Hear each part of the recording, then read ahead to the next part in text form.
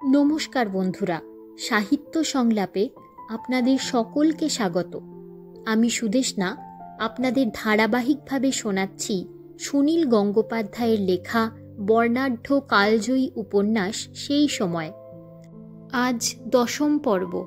চলুন শুরু করা যাক। হেয়ার সাহেব শাস্তি দেবেন শুনে গঙ্গানারায়ণ তেমন ভয় পায়নি। ওর কাছে থেকে শাস্তি পাওয়া একটা মজার অভিজ্ঞতা।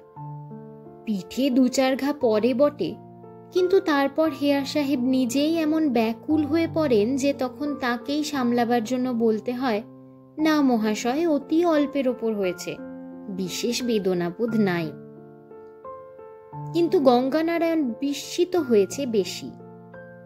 এই সকালবেলা যে হেয়ার সাহেব স্বয়ং তাদের বাড়িতে উপস্থিত হবেন সে ভাবতেই পারেনি। কলেজের বালকরা কেউ 2-4 দিন অনুপস্থিত হলে বা কেউ অসুস্থ হলে হেয়ার সাহেব খোঁজ খবর নিতে গেছেন বা নিজের হাতে সেবা করেছেন, এ কথা গঙ্গানারায়ণ শুনেছে বটে। তবে হালে হেয়ার সাহেব ছোট আদালতের কমিশনার নিযুক্ত হওয়ায় কলেজে আগেকার মতো অত বেশি সময় দিতে পারছিলেন না। বহুদিন ধরে ডেভিড হেয়ার নিঃস্বার্থভাবে শিক্ষার আন্দোলনের সঙ্গে জড়িত। নিজের ব্যবসাপত্র তিনি বন্ধ করে দিয়েছেন। একসময় বহু ধন উপার্জন করেছিলেন বটে, কিন্তু এত বৎসরে তা প্রায় ফুরিয়ে এসেছে। কোনো শিক্ষা প্রতিষ্ঠান থেকেই তিনি কোনোদিন কোনো বেতন গ্রহণ করেননি, বরং নিজ অর্থ ব্যয় করেছেন। মেডিকেল কলেজ প্রতিষ্ঠার পর সেক্রেটারি হিসাবে তার মোটা বেতন নির্দিষ্ট করা হয়েছিল, সে অর্থও দান করে দিয়েছেন তিনি। সরাসরি হেয়ারকে কিছুতেই আর্থিক সাহায্য করা যাবে না বুঝেই সরকার সুকৌশলে তাকে আদালত কর্মে নিযুক্ত করেছেন। সেই জন্য ইদানিং সকাল থেকে সন্ধ্যা পর্যন্ত তাকে স্কুল পাড়াতে দেখা যেত না। আবার বুঝি তিনি নবোদ্যমে উঠে পড়ে লেগেছেন। এক হাত গঙ্গানারায়ণের কাঁধে রেখে অন্য হাতে মোটা ছড়িটা ঠকঠকিয়ে হাঁটতে লাগলেন হেয়ার সাহেব। খানিক দূরে গিয়ে তিনি জিজ্ঞেস করলেন, তোমার পিতার সহিত যে দ্বিতীয় ব্যক্তি বসিয়াছিলেন তিনি কে? গঙ্গানারায়ণ বলল, উনি আমার খুড়া, আমার পিতার বাল্য সুহৃদ। তুমি ফ্রান্সিস বেকনের প্রতিমূর্তি কখনো দেখিয়াছো কি? গঙ্গানারায়ণ দুদিকে মাথা নেড়ে জানালো যে সে দেখেনি। হেয়ার আবার বললেন, দেখিলে বুঝিতে, ওই লোকটির সহিত ফ্রান্সিস বেকনের মুখের আশ্চর্য সাদৃশ্য রহিয়াছে। একই রকমের চোখ। আমি প্রায়শই অবাক হইয়া দেখি যে অনেক এদেশীয় ব্যক্তির সহিত অনেক ইউরোপীয়দের মুখাকৃতির খুব মিল থাকে, শুধু গাত্রবর্ণের তফাৎ। ফ্রান্সিস বেকনের নাম শেক্সপিয়ার পাঠের সময় 2-1 বার শুনেছে মাত্র গঙ্গানারায়ণ, বিশেষ কিছুই জানে না। হঠাৎ সেই সাহেবের সঙ্গে বিধুশেখরের কেন মিল খুঁজে পেলেন হেয়ার সাহেব, তা সে বুঝল না। খানিক পথ গিয়ে হেয়ার সাহেব আবার থমকে দাঁড়ালেন। সস্নেহে প্রশ্ন করলেন, তোমার ক্ষুধা লাগে নাই তো? উপবাস ভঙ্গ করিয়াছিলে? গঙ্গানারায়ণ বলল, হ্যাঁ মহাশয়। সত্য বলো, ভয় নাই, আমার গৃহে খাওয়াইয়া তোমার জাত মারিব না। কোনো মিঠেওয়ালার দোকানে ভোজন সারিয়া লইতে পারো। গঙ্গানারায়ণ দৃঢ়ভাবে জানালো যে তার কোনো প্রয়োজন নেই, সে সত্যিই খেয়ে এসেছে। আসলে যদিও সে কিছুই খায়নি, খাবার দেওয়া হয়েছিল। হেয়ার সাহেবের আগমন বার্তা শুনে তাড়াতাড়ি উঠে এসেছে, খাওয়ার সময় পায়নি। হেয়ার তবু দাঁড়ালেন না, আবার জিজ্ঞেস করলেন, তবে বলো, কোন কোন দ্রব্য ভক্ষণ করিয়াছ? গঙ্গানারায়ণ বলল, দুধ। শুধু দুধ? ব্যাস, আর কিছু নহে? আম, কলা, সন্দেশ। উত্তম। তবে এত ধীরে ধীরে হাঁটিতেছ কেন? আমার সহিত দ্রুত পা মিলাও। হেয়ার সাহেব হাঁটেন রীতিমতন ধূপ ধাপ শব্দ করে। বয়স যথেষ্ট হয়েছে, এখনো পদব্রজে বেশ দর। ওর হাব ভাব দেখলে ঠিক যেন ধোপ দুরস্ত সাহেব মনে হয় না, মনে হয় যেন কোনো বৃহৎ পরিবারের আপন ভোলা বড় মামা। তোমাদের সহপাঠী ভোলানাথ সরকারের কুঠি কোথায় তুমি জানো? হ্যাঁ জানি। বাহির সিমলায় জগমোহন সরকারের কুঠি কি? জগমোহন সরকার ভোলানাথের জ্যাঠা, পাশাপাশি দুই পৃথক বাড়ি। চলো সেখানে যাইব। ভোলানাথের কোনো সংবাদ জানো? জানো না? শুনিয়াছি সে গুরুতর পীড়ায় পড়িয়াছে। তোমাদের কোনো সহপাঠী বাঁচিল কি মরিল সে সংবাদও তোমরা রাখো না। আজ সারা দিন তুমি ভোলানাথের সেবা করিবে, এই তোমার শাস্তি। গঙ্গানারায়ণের শরীরে দারুণ একটা সুখানুভূতি হলো। এই রকম কোনো মানুষের সংস্পর্শে এলেই মন উন্নত হয়ে যায়। হেয়ার সাহেব সর্বক্ষণ পরের জন্য চিন্তা করেন, নিজের কথা কিছুই ভাবেন না। সম্পূর্ণ স্বার্থশূন্য হয়েও মানুষ যে কত আনন্দে থাকতে পারে, ইনি তার অবিশ্বাস্য উদাহরণ। হেয়ার সাহেব বললেন, জগমোহন সরকারের সহিত আমার প্রয়োজনীয় কথা আসে। স্ত্রী শিক্ষা বিষয়ে ওনার সাহায্য পাইব মনে হই। সুতরাং ভোলানাথের নিকট আমি বেশিক্ষণ থাকিতে পারিব না, তুমি থাকিবে। গঙ্গানারায়ণ কৌতূহলী হয়ে জিজ্ঞেস করল, মহাশয় কি এবার স্ত্রীলোকদের জন্য বিদ্যালয় খুলছেন? হেয়ার সাহেব কৃত্রিম ধমক দিয়ে বললেন, কেন, তোমার আপত্তি আছে বুঝি? আপত্তি দূরে থাক, আহ্লাদ করব, কিন্তু এও কি সম্ভব? কেন সম্ভব নয়? তোমরা সাহায্য করিলেই সম্ভব। ফিমেল সোসাইটি স্থাপন করিয়া একসময় বালিকাদের শিক্ষাদানের ব্যবস্থা শুরু হইয়াছিল, কিন্তু অর্থাভাবে আর বড় মানুষদের আগ্রহের অভাবে তাহা বেশি দিন চলে নাই।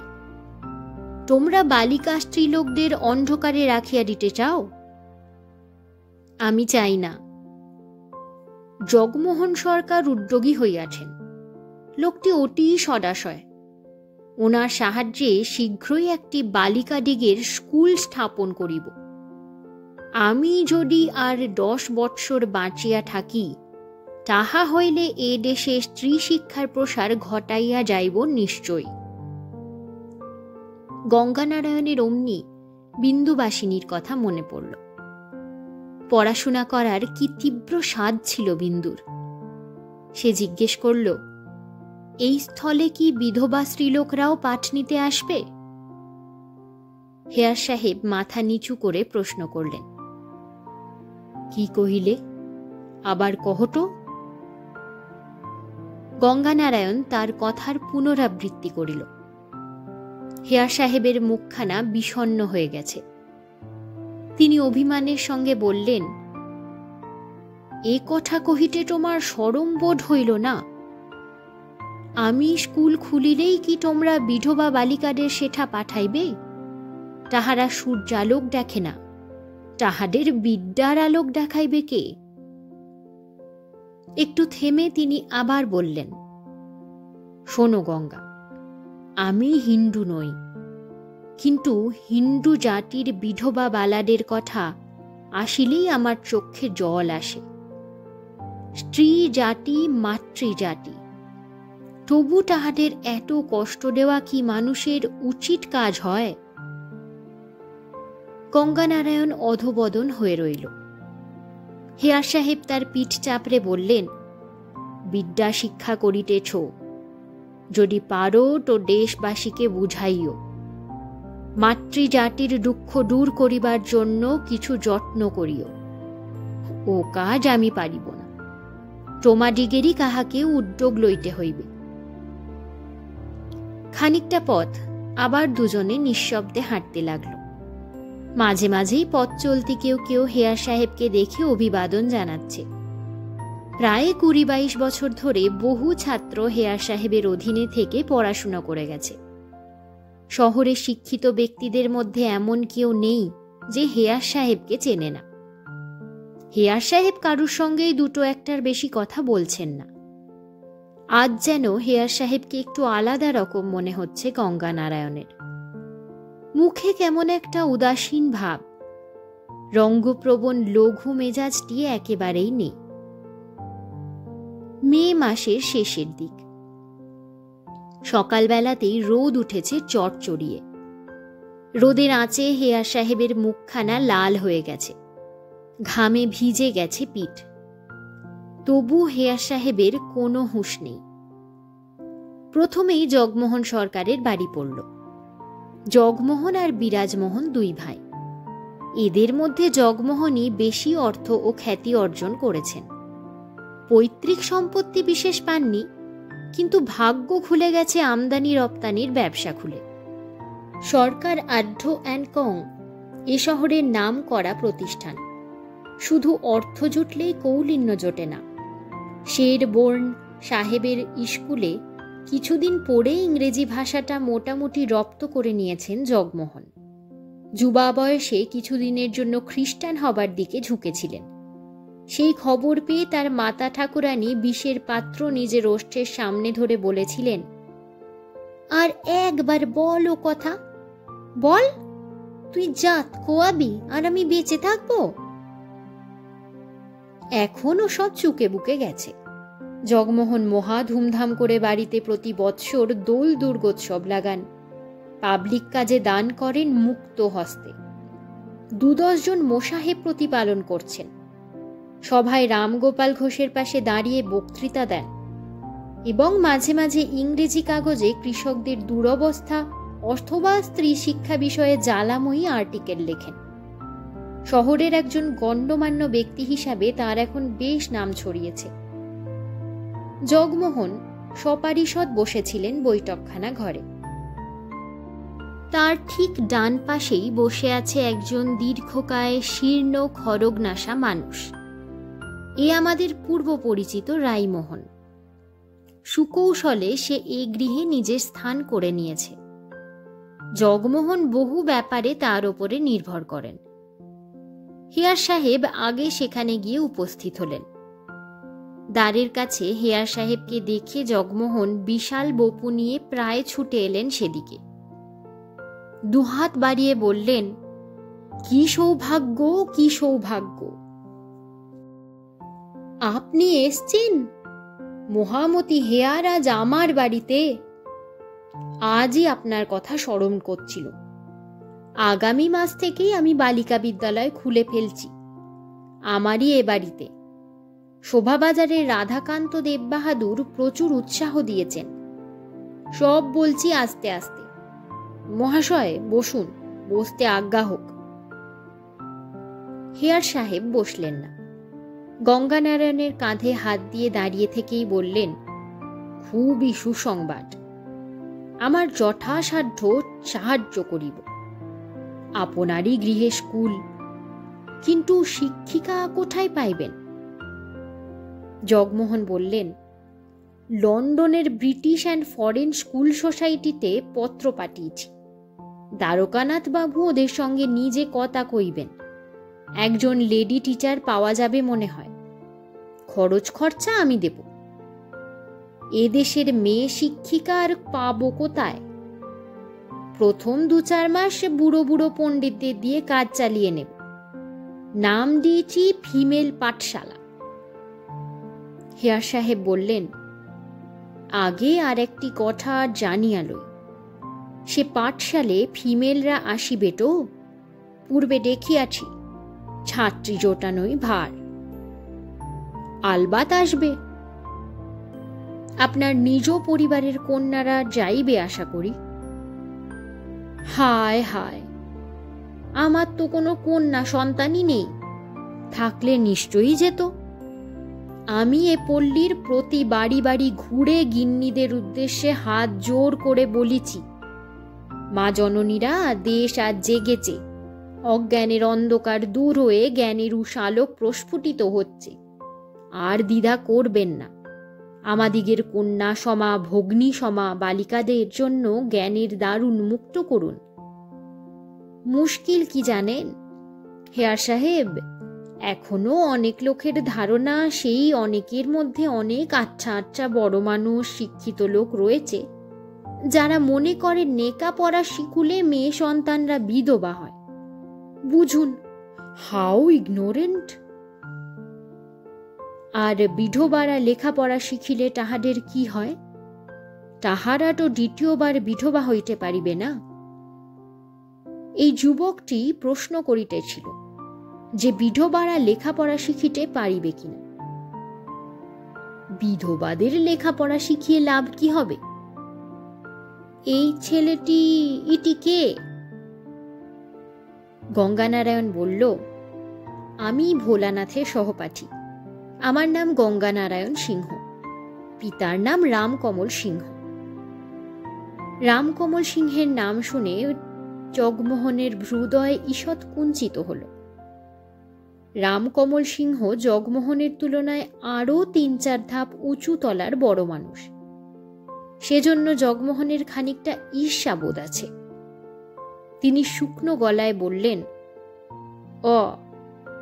তারপর হেয়ার সাহেবের মুখের ওপর দৃষ্টি ফেলে বললেন, ও সব ব্যাগরার কথা কানে তুলবেন না। বিধবাদের শিক্ষার কথা উচ্চারণ করাও পাপ। বিধবারা আমাদের সংসার পবিত্র করে। ওদের সংযম, ওদের সহনশীলতা কত মহান! এতখানি কৃচ্ছতা শুধু হিন্দু রমণীতেই সম্ভব। বিধবারা আছে বলেই আমাদের ধর্ম টিকে আছে। রাইমোহন বকের মতো গলা উঁচিয়ে বলল, ঠিক কথা, লাখ কথার এক কথা। জগমোহন আবার বললেন, রাজা রাধাকান্ত দেব স্ত্রী শিক্ষা বিষয়ে বই লিখে প্রমাণ করেছেন যে প্রাচীনকালে বড় ঘরের হিন্দু মেয়েদের মধ্যেও শিক্ষার চলন ছিল। মুসলমান আমলেই আমরা মেয়ে ছেলেদের ঘরে দিয়ে রেখেছি।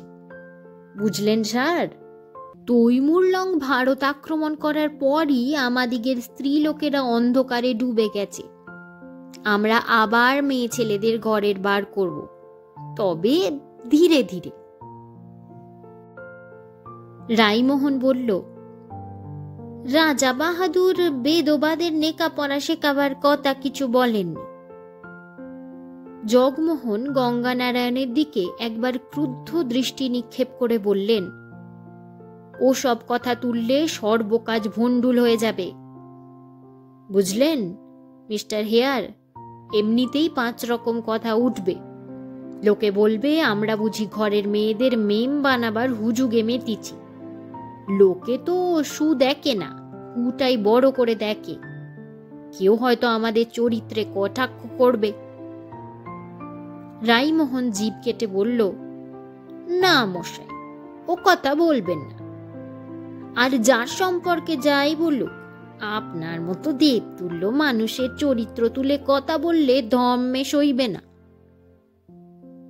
জগমোহন উদারভাবে বললেন, সবাই কি সব বোঝে? হেয়ার সাহেব বললেন, আপনারা বিজ্ঞ, আপনারাই ভালো বুঝিবেন। বিধবাদের প্রয়োজন নাই, ক্ষুদ্র ক্ষুদ্র বালিকাদের লইয়াই কার্য শুরু হোক।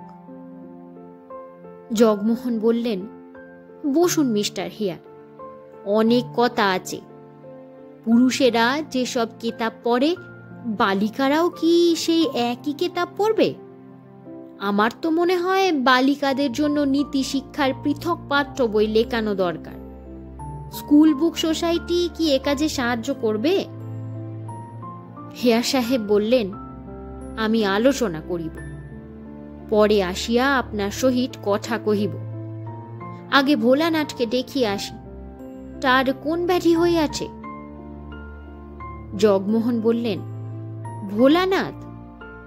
ও বাড়ির ভোলা? 2 দিন ধরে তার অনেকবার দাস্ত পায়খানা হচ্ছে শুনেছি। জগমোহন বিষয়টিতে কোনো গুরুত্বই দিলেন না। তিনি অনেক বৃহৎ বৃহৎ সমস্যা নিয়ে চিন্তিত। ভাইপো ভাগ্নেদের সামান্য অসুখের ব্যাপার নিয়ে মাথা ঘামাবার সময় তার নেই। হেয়ার সাহেব বেরিয়ে এলেন গঙ্গানারায়ণকে নিয়ে। গঙ্গানারায়ণ মনে মনে বলল, বিন্দু, তোর ভাগ্য খারাপ। এ জীবনে তুই আর কিছু পাবি না, পরজন্মে যেন বিধবা না হোস। হেয়ার সাহেব যেন ঠিক তার মনের কথাটাই পড়ে ফেলে মুখ ঝুঁকিয়ে গঙ্গানারায়ণের কানে কানে বললেন, প্রিয় বৎস, দেখিয়া লইও, ক্রমে ক্রমে বিধবা বালারাও বিদ্যালয়ে আসিবে। যদি আমি আর 10 বৎসর বাঁচি, তবে সকল শ্রেণীর বালিকাদের জন্যই শিক্ষার দ্বার উন্মুক্ত করিয়া যাইব। এই আমার শেষ ইচ্ছা। কথাটা শুনে গঙ্গানারায়ণের শরীরে খানিকটা রোমাঞ্চ হলেও সে তেমন খুশি হতে পারল না। 10 বছর পর বিন্দুবাসিনীর কি আর পড়াশুনো করার আগ্রহ থাকবে? অত বেশি বয়সে সে স্কুলে যাবেই বা কি করে? পাশের গৃহটির দ্বার খোলা, বৈঠকখানাটি খাঁ খাঁ করছে। গঙ্গানারায়ণ প্রথমে একলা ভেতরে ঢুকে ভোলানাথের নাম ধরে ডাকাডাকি করতে লাগল। অচিরেই ভোলানাথের বাবা বিরাজমোহন নেমে এসে ওদের দেখে হাউ হাউ করে কেঁদে উঠলেন। হেয়ার সাহেবের হাত জড়িয়ে ধরে বলতে লাগলেন, সাহেব, আপনি এসেছেন, কিন্তু ভোলা বুঝি বাঁচে না। ভোলানাথ চলৎ শক্তিহীন হয়ে দ্বিতলের এক কক্ষে শুয়ে আছে শুনে হেয়ার সাহেব বললেন, আমি কি উহাকে ওপরে লইয়া যাইয়া দেখিতে পারি? হেয়ার সাহেবকে শুধু যে ওপরে নিয়ে যাওয়া হলো তা না, ভোলানাথের মা ও পিসি উপস্থিত রইলেন সেখানে। হেয়ার সাহেব যেন এই গৃহের একজন পরমাত্মীয়। ভোলানাথ একখানি পালঙ্কে দুহাত ছড়িয়ে শুয়ে আছে, মুখখানি দারুণ বিবর্ণ, চোখ বোজা। বিরাজমোহন তার মাথার কাছে গিয়ে বললেন, বাবা ভোলা, দেখ ওকে এছেন, একবারটি চোখ মেলো। ভোলানাথ অতি কষ্টে চোখ মেলল। চিনতে পারল কিনা বোঝা গেল না, কিন্তু কিছু একটা কথা বলতে গিয়েই ওয়াক তুলে বমি করল। সেই বমি খানিকটা পড়ল বিছানায়, খানিকটা মেঝেতে। হেয়ার সাহেব বিড়বিড় করে বললেন, কলেরা। শহরে সর্বত্র কলেরার মহামারী শুরু হইয়াছে। প্রতি বৎসর গ্রীষ্মকালে এমন হয়, বৃষ্টি না নামিলে কমিবে না। তারপর তিনি বিরাজমোহনের দিকে তাকিয়ে বললেন, আমি একটি শর্মাঞ্জনী ও এক পাত্র জল চাই, সট্ট আনিয়া দিবেন কি? গঙ্গানারায়ণকে তিনি নিম্ন স্বরে বললেন, তোমাদিগের হিন্দুদিগের গৃহগুলি বড় অপরিচ্ছন্ন। রোগীর কক্ষ সর্বদা উত্তম রূপে পরিষ্কার থাকা কর্তব্য। তোমরা ইহা পালন করো না বলিয়াই রোগ বেশি ছড়ায়। জল ও ঝাঁটা এসে পৌঁছানো মাত্র হেয়ার সাহেব নিজে সেই বমি পরিষ্কারে প্রবৃত্ত হলেন। অমনি হাহা করে উঠল বাড়ির লোক। বিরাজমোহন সাহেবের হাত থেকে ঝাঁটা কেড়ে নিতে এলো। হেয়ার সাহেব কিছুই শুনলেন না। কাজ শেষ করে বললেন, আমি এই ছাত্রটিকে রাখিয়া যাইতেছি। ভোলা বমন করিবা মাত্র সে পরিষ্কার করিবে। আমি উহাকে এ দায়িত্ব দিয়াছি। বোর একখণ্ড পরিষ্কার বস্ত্র চাই। দ্বারের কাছে দাঁড়িয়েছিল 8-9 বছরের এক বালিকা। সে তার শাড়ির আঁচলটা ফ্যাস করে ছিঁড়ে ফেলে সেই টুকরোটা এগিয়ে দিল সাহেবের দিকে। মেয়েটিকে চিনতে পারল গঙ্গানারায়ণ। মাত্র মাস 6 আগেই সে এ বাড়িতে নিমন্ত্রণ খেয়ে গেছে। এই মেয়েটি ভোলানাথের স্ত্রী মানকুমারী। ভোলানাথের অসুখের জন্যই নিশ্চয়ই তাকে আনানো হয়েছে পিতৃগৃহ থেকে। হেয়ার সাহেব সেই বস্ত্রখণ্ড জলে ভিজিয়ে ভোলানাথের মুখখানা ভালো করে মুছে দিতে দিতে মৃদু স্বরে বলতে লাগলেন, ভোলা, মনে জোরানো, তোমাকে বাঁচিতেই হইবে।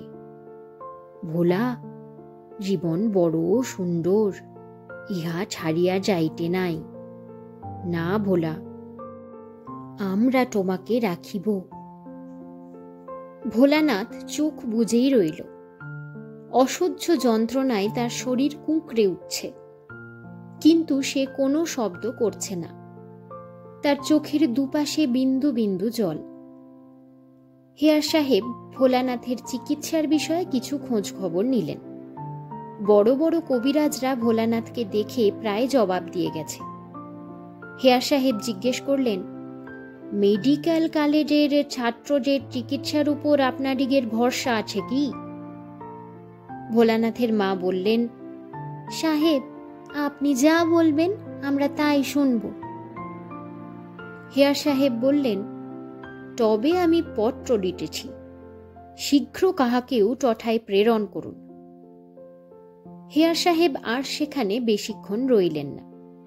যাবার সময় গঙ্গানারায়ণকে বলে গেলেন, আগামী করল কালে যে তুমি আমাকে ভোলার সংবাদ দিও। হেয়ার সাহেব দ্বারের কাছে যেতেই মানকুমারী হঠাৎ আর্তস্বরে কেঁদে উঠল।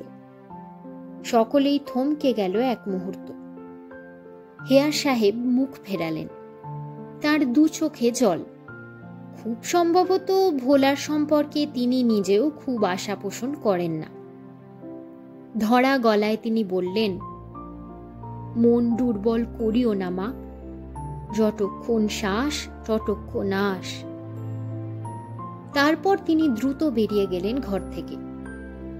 কিন্তু পরদিন গঙ্গানারায়ণ কোনো সংবাদ দেবার আগে নিজেই এক সাংঘাতিক সংবাদ শুনলেন। গঙ্গানারায়ণ সেদিন ভোলানাথের সেবার জন্য বেশিক্ষণ থাকতে পারেনি। বিরাজমোহন খানিক বাদে প্রায় জোড়াজুড়ি করেই তাকে বাড়ি পাঠিয়ে দিলেন। গঙ্গানারায়ণ যে বড় মানুষের ছেলে তা তিনি জানেন। সংক্রামক রোগীর পাশে বসে থেকে যদি সেও অসুখ বাঁধিয়ে বসে, তাহলে বড় লজ্জার ব্যাপার হবে।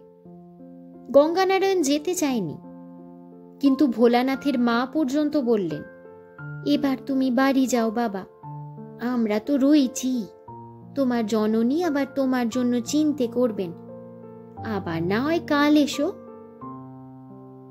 পরদিন সকালে বঙ্কু গঙ্গানারায়ণের বাড়িতে এসে হাঁপাতে হাঁপাতে বলল, মহা সর্বনাশ হয়েছে, শিগগির চ। গঙ্গানারায়ণ শিউরে উঠে জিজ্ঞেস করল, ভোলা কি? বঙ্কু বলল, ভোলার খবর জানি না, হেয়ার সাহেব মারা গেছেন। একটুক্ষণ থমকে থেকে তারপর দুই বন্ধুই কেঁদে উঠল ডুকরে। দুই নবীন যুবকের মুখে আহত বিস্ময়। এই সম্পূর্ণ অপ্রত্যাশিত শোকের মর্ম তারা যেন ঠিক বুঝতে পারছে না। শুধু চক্ষু দিয়ে অবিরাম জল পড়ছে। গঙ্গানারায়ণের মুখখানি বিবর্ণ রক্তহীন হয়ে গেছে। হেয়ার সাহেব থাকতেন লালবাজারের বাঁ দিকে গ্রে সাহেবের বাড়িতে। পালকি ডাকার সময় হলো না, দুজনে ছুটতে লাগলো সেদিকে। ততক্ষণে শহরের বহু লোকই ছুটেছে খবর শুনে। গঙ্গানারায়ণের কাছে খবরটা এত আকস্মিক যে সে কিছুতেই যেন বিশ্বাস করতে পারছে না। কাল যে মানুষটি তাদের বাড়িতে এসেছিল, অতক্ষণ যার সঙ্গে সে ছিল। গ্রে সাহেবের ভবনের সম্মুখ ভাগে লোকে লোকারণ্য। কোনো ব্রিটিশ ব্যক্তির বাড়ির সামনে এর আগে এত দেশীয় মানুষ জড়ো হয়নি। বস্তুত এ শহরের আর কোনো ঘটনাতেই বুঝি একসঙ্গে এত মানুষের সমাবেশ হয়নি কখনো।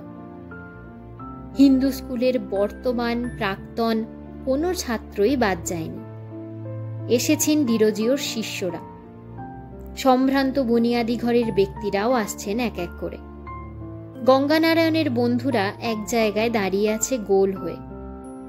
এমনকি যে মধুর ঘুম ভাঙে বেশ বেলায়, সেও হাজির হয়েছে আজ।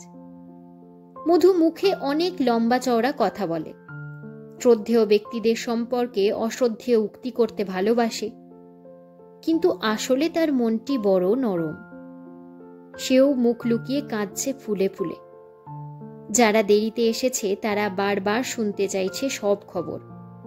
কিভাবে হেয়ার সাহেবের মৃত্যু হলো সে কথা শতবার বলা বলি করে বা শুনেও আশ মিটছে না। রাত 1টায় ঘুম থেকে উঠে হঠাৎ হেয়ার সাহেব বমি করতে শুরু করলেন। পেটে অসহ্য ব্যথা। তবু তার স্বভাবসিদ্ধ ভঙ্গিতে তিনি স্থিরভাবে রইলেন। তার সর্দার বেহারাকে ডেকে তুলে তিনি বললেন, বাপু, একবার গ্রে সাহেবের নিকট যাও তো, তাহাকে গিয়া বলো আমার জন্য একটি সবাধার তৈয়ার করাইয়া নিয়ে আসিতে। সে কথা শুনে বেহারা বাইরে গিয়ে তারস্বরে চিৎকার করে কেঁদে উঠল। সেই চেঁচামেচিতে জেগে উঠল আরো অনেক। ছুটে এলেন গ্রে সাহেব। সেই গভীর রাত্রে চিকিৎসকের জন্য পালকি পাঠানো হল। তার প্রিয় ছাত্র মেডিকেল কলেজের সাব অ্যাসিস্ট্যান্ট সার্জন প্রসন্ন মিত্তির সারা রাত জেগে বসে রইল পাশে। পেটের বেদনা প্রশমনের জন্য সে ব্লিস্টার লাগাচ্ছিল। একসময় হেয়ার সাহেব বললেন, প্রিয় বৎস, ওই বেলেস্টরা সরাইয়া লও, এবার আমি শান্তিতে মরি। ভোরের আলো ফুটবার সঙ্গে সঙ্গে তিনি শেষ নিঃশ্বাস ফেলেছেন। জুড়ি গাড়ি, ল্যান্ডো, ফিটনে ভরে গেল পল্লী। আকাশে গুম গুম করে গজরাচ্ছে মেঘ। বাতাসের বেগ ক্রমেই প্রবল হচ্ছে। রেভারেন্ড চার্লস আয়ার এসে পৌঁছবার পর শুরু হলো শবযাত্রা। অমনি সঙ্গে সঙ্গে শুরু হলো প্রবল ঝড় আর বৃষ্টি। কিন্তু মিছিল ছত্রভঙ্গ হল না। একজনও কেউ বৃষ্টির ভয়ে সবানুগমন বন্ধ করল না। নিঃশব্দে নতমস্তকে সবাই চলল গোল দিঘির দিকে। সাহেবদের জন্য নির্দিষ্ট বেরিয়াল গ্রাউন্ডে নয়, ডেভিড হেয়ারের সমাধি হবে তার স্বপ্ন জগৎ হিন্দু কলেজের কাছেই। তার শেষকৃত্যের ব্যয় বহন করবে জনসাধারণ। গঙ্গানারায়ণের মনে পড়ছে অনেক কথা, বিশেষত গতকালের কথা। হেয়ার সাহেব বলেছিলেন, বৃষ্টি নামলে কলেরার প্রকোপ কমবে। উনি নিজে এবছরের কলেরার শেষ শিকার হয়ে বৃষ্টি নামিয়ে দিয়ে গেলেন। রাস্তায় জল জমে গেছে। সেই জল ঠেলে যেতে যেতে গঙ্গানারায়ণের কানে অনবরত একটা কথা বাজতে থাকত।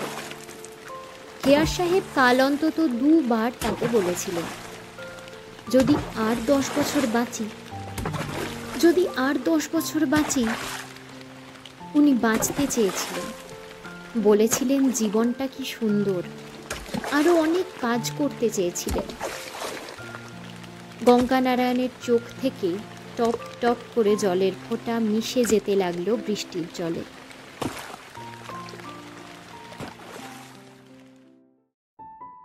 আজ এ পর্যন্তই।